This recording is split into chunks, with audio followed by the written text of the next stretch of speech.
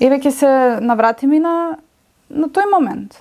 Кога Пилат ги праша кого сакате да ви го пуштам, Варава или Исус, првосвештениците и старешините го наговорија народот да го измоли Варава, а Исус да го погуби. Пилат им рече: "Што да правам со Исус?" Му одговорија: "Нека биде распнат."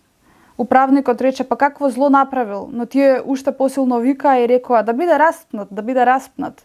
Пилат, штом видел дека ништо не помага, буната се зголемува, зеде вода, ги изми рацете пред народот и рече: "Невин сум за крвта на овој праведник, мислете му вие. Крвта негова нека падне на вас и на наш..." И одговорајќи целиот народ вели: "Крвта на Исус нека падне на нас и на нашите деца." Значи дури свесно, односно несвесно, меѓутоа индиректно, свесно знаат дека гревот го прават и упорно идат, меѓутоа тоа е таа црна енергија која што целосно ќе ги презема, затоа што се одвоени од љубовта, од светлината, од заемништвото, бидејќи Исус не направил никаков грев.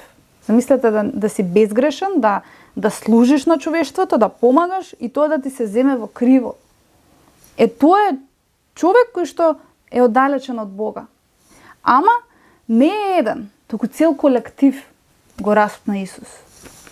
Но што вели Бог? Бог во Библијата нас не учи да не се наклонуваме на злото, да бегаме, да се тргаме од злото и да итаме кон доброто, односно кон светлината. Ако првиот дел од телото е свет, тогаш свето е и целото тесто. И ако коренот е свет, свети се и гранките. Ако пак некои од гранките се скршени, и ти кој си дива маслинка си бил прикаламен на нивно место и си станал заедно со нив соучесник во сочниот корен на маслинката, не биди горделив пред гранките, а ако сепак се возгордееш, треба да знаеш дека ти не го држиш коренот, туку коренот те држи тебе. Значи тоа е таа горделивост и внатрешна сила која што ти ја дава науката, дипломата или не знам општо прифатениот колектив, менталитет во колективот, и сега ти се водиш спрема тоа, спрема другите луѓе и ти мислиш дека си во право, ама впрочем тебе те држи дива маслинка, лошо знаење, значи тебе те држи злото кое што те тера да функционираш на тој начин. И затоа многу луѓе паѓаат, и како за крај еве вели еден совет: не сообразувајте се со овој век, туку преобразете се со возобновување на вашиот ум, за да може да испитате и осознавате што е волјата Божја, што е добро, благоугодно и совршено. Да немате за себе превисоко мислење отколку што треба да имате. Подобро имајте поскромно мислење, за да се расудувате според мерката на верата што Бог на секого му е одмерил. Вика: љубовта нека не биде лицемерна, стојте настрана од злото, прилепувајте се кон доброто.